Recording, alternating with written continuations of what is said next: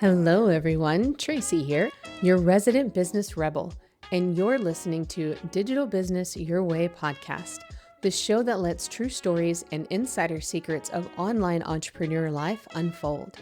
Our business world is growing, and as an online business coach and digital product creator, I believe you didn't become an entrepreneur to grin and bear your way through business. So I'll be your guide as we drop in on coaching calls, have intimate sit-downs with online personalities you love, and discuss ideas, opportunities, and strategies circulating our online world. So pop in your earbuds, tap follow, and join me as I demystify this thing called business.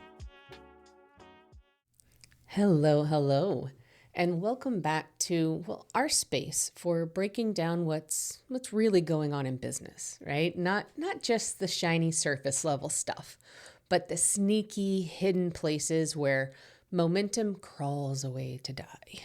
Yeah.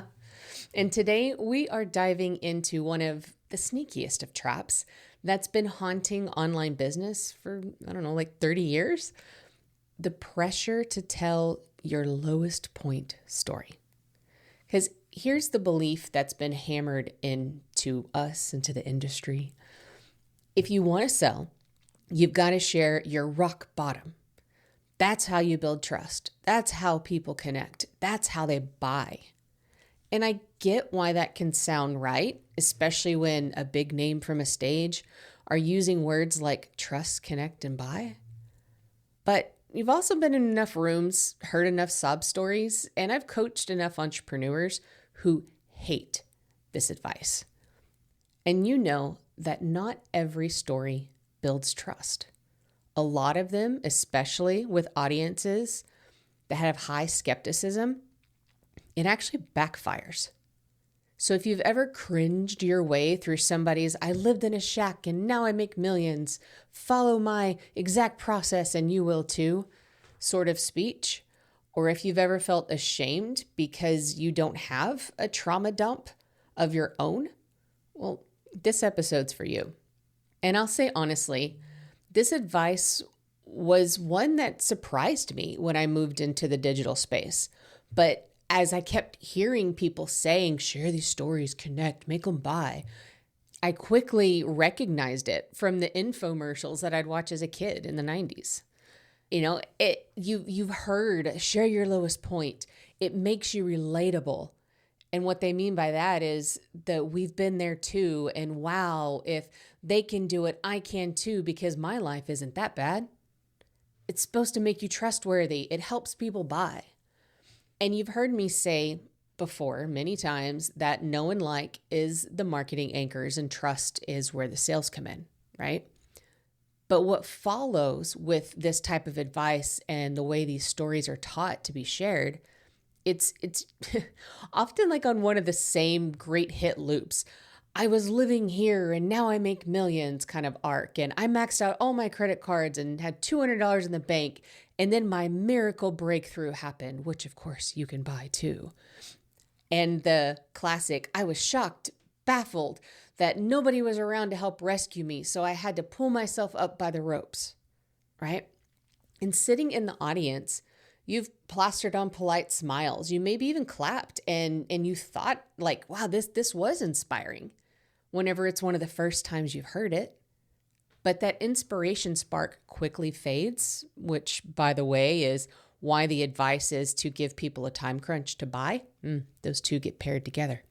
But by the time you have heard these kinds of stories from like 4 other people and you start to be like, wait a minute, I've heard this before, right? Your insides start to scream, oh God, not this again. And instead of being inspired, even briefly, you're left with that sticky cocktail of guilt and doubt. Like, am I just too jaded to not find this moving? Does it mean something's wrong with me if I'm not inspired? Should I be clapping harder or crying harder? I guess I'm just supposed to buy harder, right? But that feeling, that's your personal red flag. That's that warning of misaligned values. The internal dissonance, when your head nods yes, but your guts says no. It means the story isn't landing in the way it was intended, right? And if you've ever felt that as an audience member, well, you can bet that your humans have felt it too when it was used in your marketing or your sales pitches. Now, I'll say maybe you don't resonate with those stories for a different reason, right? Maybe you've had what the internet would call a charmed life. Well, there's no shame in that either. You can still sell successfully and connect deeply without needing a story that requires you to belt out, "The sun will come out tomorrow," like Annie, right? Because the point is that your story doesn't have to be emotionally dramatic to be powerful. And here's the thing. The problem isn't that these stories aren't true. Most of the time they are. After all, not everyone who's followed that advice is a swindler, right? You know them, yourself, your friends, your peers. That's what I mean by it wasn't the intention, okay? The problem is how the stories are used. Not that they're said at all, but it's how they're used. They get treated like emotional currency, where the teller is saying, "I give you my most vulnerable moment. Now give me your attention, your admiration, your money." And that's what makes it feel manipulative. Not what is being shared, but how the share is being used, right? Do you feel that difference? Because when it's being treated as emotional currency, it's no longer about the audience. It's all about triggering reciprocity. So it's transactional, not relational. And your audience will feel that, even if they can't articulate what that thing is, right? So I'll give you an example. There's a digital entrepreneur that I know, I've even bought from them. But what I've noticed is they tell the exact same heart-wrenching story to every audience, every stage, every masterclass, every sales page, in order to try to connect one of their main points and to try to illustrate one of their main points. But here's the kicker. They even tell the same story inside their own containers, like to people who've already bought, right? You're already a client. And this was actually the point when I started to notice the most. After a while, it just makes the speaker seem one-dimensional, right? Like that story is all they've got. There's no other way to make connection and to grow deeper together or to illustrate a point. So instead of deepening trust, it actually flattens it. Instead of showing their growth, it makes them look stuck or lack experience. And here's the reframe. Not every story builds trust. Some actually erode it. So we have the intention behind it, right? The accidental using it as emotional currency. But we also have the issue of picking the right story itself. And here's the part that often brings up so much relief when I share this with clients is that you don't have to share your lowest point to sell successfully with stories. All right. I had a client who was absolutely mortified at the idea of sharing her worst moment story.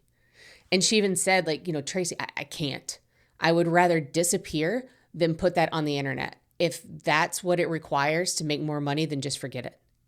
Damn, right? To feel that? Because she was labeling herself as unwilling, she spent years thinking she was unable to get to the next revenue level, unable to connect deeply, unable to grow the way she wanted. So she equated the "I won't" with "I can't." And that belief is what actually kept her stuck, right? But the truth is, you don't have to trauma dump to connect. You don't have to expose your deepest pain to build trust.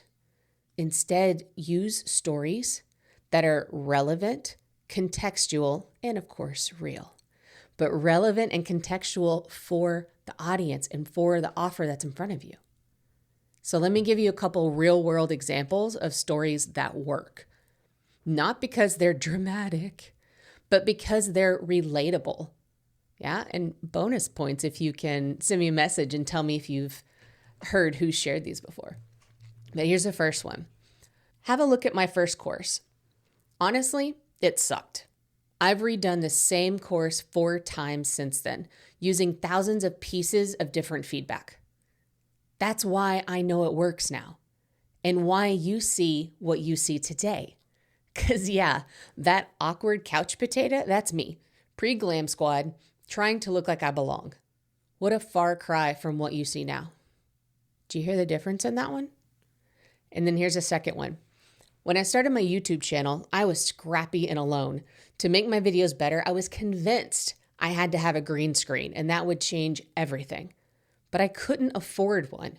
So I grabbed a green bed sheet from Target and played weather anchor in my living room. It was ridiculous, but it was a start. Do you feel the difference there? Those stories don't manipulate. They don't demand reciprocity. They just connect. They say, this is what it looks like to put in the reps. If I can grow from here, so can you. Which is true aspiration. That's what builds trust. That lands in the gut as a yes, not a no. And that's what lets the audience choose what they want to do for reciprocity. Follow you, buy from you, join you, see you again, right? So here's the filter that I give my clients and you. Next time you're about to share a story, ask yourself, am I sharing this for me or for them? Am I trying to cement some cred or reflect what they're going through? Will this help them see themselves in my process? Because if it's for them, they will feel it and they'll trust you more for it. Whenever you want an assist with that filter, well, that's the kind of thing that I love working on in reset sessions. Because sometimes what kept you stuck, it's not a lack of strategy or an offer or a funnel. It's the belief that you have to do something that doesn't feel good, like sharing your story when you don't want to share, or forcing yourself into a sales style that makes your skin crawl. In reset sessions, you bring me one hot topic, something that's kept you frozen, stuck, overthinking, or just in the drudge. And together, in a focused conversation, we get you unstuck so you can move again. That's the whole point of a reset, right? Clarity, but fast. So if this one has landed for you, if you're realizing you've been holding yourself back because you thought you had to do something, you had to sell in this certain way, well, let's reset that together. The reset session link is in the show notes. Now here's your takeaway for today. Not every story builds trust. Some stories actually backfire, and some ways of using them end up being transactional, over connecting. You don't need to drag your audience through your worst day to connect. You don't need to trauma dump to sell. Connection beats manipulation every single time. Yeah? If you've been stuck because you thought you had to tell this rock bottom sob story, take this as your permission slip to opt out. You don't. Your process, your growth, your real behind the scenes, that is enough. That is so enough. And your audience will trust you more for it. Until next time, be well and have some fun. Thank you for joining me here on Digital Business Your Way. Be sure to check out the show notes for all the links mentioned today. And while you're there, I'd love for you to rate and review the show. And if you have a topic or question you want me to answer, I want to hear it. Head to tracypatterson.com/AMA and ask me anything about business. If I don't know it, I'll bring it up with one of my guests. And until next week, be well and have some fun.